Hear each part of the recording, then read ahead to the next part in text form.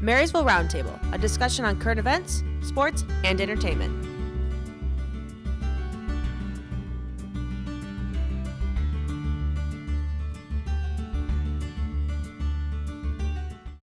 Welcome back to another episode of Marysville Roundtable. I'm Duncan Lees, and joining us today is Marysville Recreation Coordinator Stefanie Schneider. Thanks for coming today. Thanks for having me. So registration is obviously a big part of you being a coordinator, and with summer popular programs coming up, will there be registration dates for city residents and other residents? Yes, they start actually May 16th for residents. We give them an advantage of having a whole day, and then on the 17th, May 17th, is open to everybody.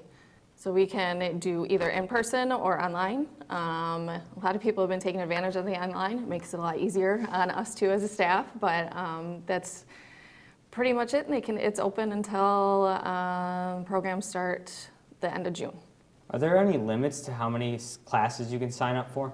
No, you can sign up for as many as you want, as long as they don't conflict. There are a couple classes that do have limits on them. Swim lessons, we do one-on-one swim lessons, so that schedule does fill up pretty quick.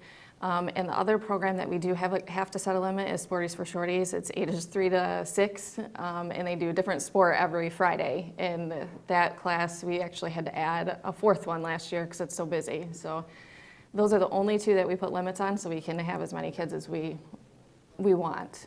Yeah. That would be a good thing for like everyone who wants to do different activities. But you had said earlier that there's in-person and online registration. What do you think is the easiest way for people to register? Online. A lot of people prefer it, but as far as swim lessons, you do have to sign up in person because we have to schedule the lesson. So that's the only one that you do have to sign up in person for. Yeah. Is there a specific time or place where you have to register? The community center will start in person it'd be next Monday, May 16th at 8 o'clock, and we're open 8 to 4:30. A long time ago, before we had online registration, we used to have a big long line, and now we're back to like very few people coming in, and they stay home and get it all done, so they don't have to worry about stressing about the wait. When did you say the end date for registration was? Most of them we do when classes begin June 20th. Depending on the program, we have a couple like Rock and Retirees for the seniors. It's an ongoing class, so they don't have a specific date that they need to come in. That's just it just rolls over. So that there's some that go both ways. Yeah, running a program the size of our department must take a lot of people, especially with summer coming up. Are there any jobs coming available? We've already taken applications, but we take applications basically middle of March to the middle of April. And we try to get as many high school, college kids as we can. We usually have between 20 and 30 kids in the summer that work. So we are very busy with all of our different programs.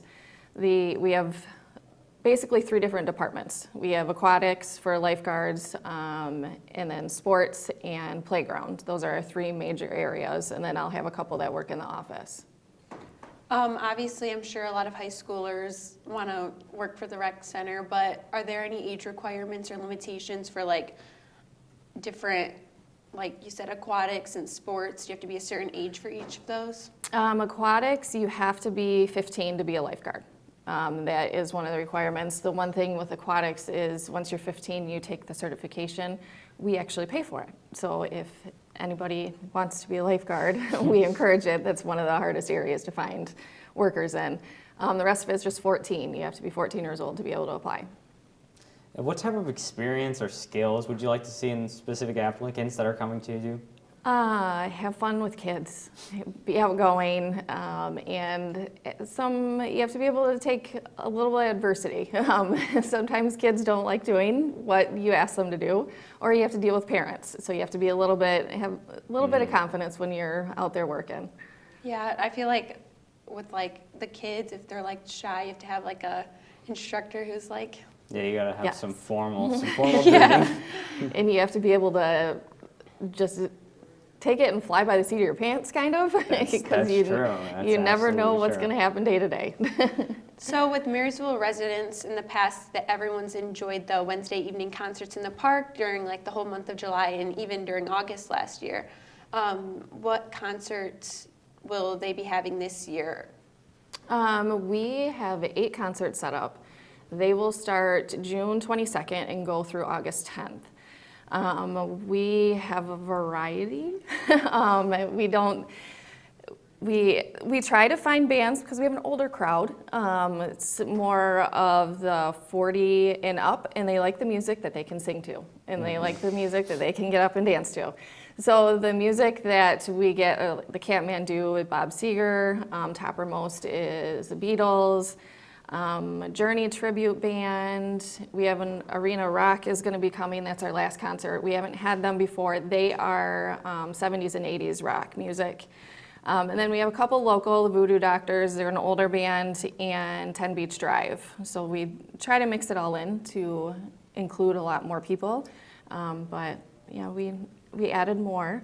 So It's a get more very people. like wide selection Yeah, of like different types of bands. Yes, it's fun. It's an absolute variety. How do you go about like grouping, like getting them to book, getting the bands to come on? A lot of them contact me because they like that's what they do all summer. That's their main job. Yeah. But a lot of them are repeat bands too because we find out from our residents what they like. And so they like we rotate a lot of the bands through like every other year and that. So we're not seeing them every year.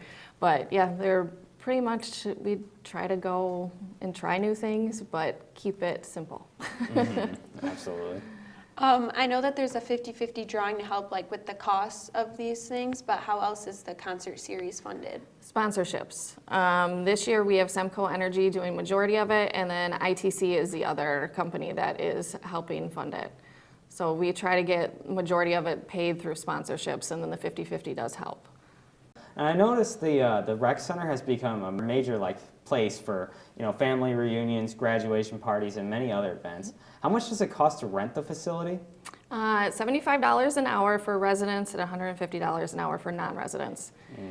And we are booked every weekend through the middle of August already. Oh, That's a wow. lot. Yes. That is That's a really lot. far out. Yes, with grad parties and family reunions mostly. We even have some on Wednesday and Friday nights. Wow. Yes. Besides like the grad parties and the family events, what other events have you guys hosted in the past there? We have had McLaren's used it for a variety of different women's and men's events. They're actually using them again this year, coming up one's in June and one's in September. We've had dinners there, people have had their wedding, but companies are starting to use it more, and meetings. We've held a lot of our meetings there too. Yeah, that's a lot of bookings. Yes. Are there any new programs or activities coming to the community center? We are bringing back dance for kids. That's something that was big, and it's been hard to find a dance instructor that, it's difficult to find somebody that only wants to do things for 6 weeks at a time. But we did find a really good instructor, so that's starting this summer, and we are going to have, it's called Water Beats. It's teaching the line dancing, but incorporating health and fitness into it. So they're stressing drinking the water. That's why it's called Water Beats. So that's starting this summer. And the other program that we're doing is sponsored by an anonymous donor. They don't want to be mentioned who it is, but they gave us $500 to do gift cards to anybody that is caught reading in the Washington Park. That's across from Washington School. But we put some benches, reading benches and stuff in there, and it's a very underutilized park. There's it's a bunch of trees and nobody really goes in there, but we're trying to get people to use other parks besides our main city park. So we're hoping to get more people in there by handing out these gift cards throughout the summer. Yeah. Obviously the nice weather is finally starting to show, and a lot of people like to be outside during that time. And so how can a group reserve one of the pavilions that are outside, and what would the cost of that be and the difference between a resident and a non-resident? They need to come to the community center. That has to be done in person because we need a copy of the driver's license. We do that to make sure it's the right people on the weekends when we go around and check them. It's $40, I'm sorry, $40 for residents and $80 for non-residents, and they have it all day. It's not a certain time. They get it from 8 in the morning till the park closes at night. So we start those April 1 or the date near it for residents, and then May 1st is for non-residents. So we have a lot booked already. That's a good amount, yeah. That's a pretty good deal, too. I've heard that the Knights of Columbus Farmers Market is coming back this year. Where and when will the market be held? It starts the first Friday in May, and then it's every Friday from 8 o'clock in the morning until 2 o'clock in the afternoon through October. It is located where the old boat launch is, across from the water plant. There's the parking lot right there on River Road. That's where the vendors will be set up. Will Beach Bites be opening up again soon? Yes, they will be opening Memorial Weekend, and then they stay open throughout the whole summer. Their hours vary, obviously, depending on weather and everything, but it'll be through Memorial Weekend to Labor Day. A couple weeks left till then. Yep. Yeah. I've seen the life preservers posted. How did these become possible? Marysville Rotary Club, they actually, they sponsored them. They donated these because we saw the other area communities have them along our waterfront, and that was one thing that we do not have, and they wanted to do that for our community, so they sponsored those for the city. I'm sure that there are many different activities and duties that you perform depending on the time of year, but how did COVID change like your planning of programs? And are you looking forward to having more of a normal summer this year? Yes, very much so. We did a lot of stuff virtually. It was very difficult because a lot of people, you couldn't get people to pay for programs, so everything was pretty much free, and it was hard. It was very, very hard. I couldn't have, for one summer, I didn't have anything.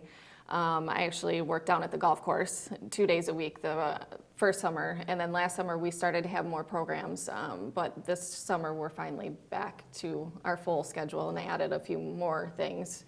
But it wasn't fun. Recreation is what turned more outdoors. We do everything in the parks now, but I'm just glad to be able to see people and, and have a normal summer. Yeah. Besides the recreation department, are there any other programs in Marysville you participate in, like Summerfest, Hot Wheels, the Float Down?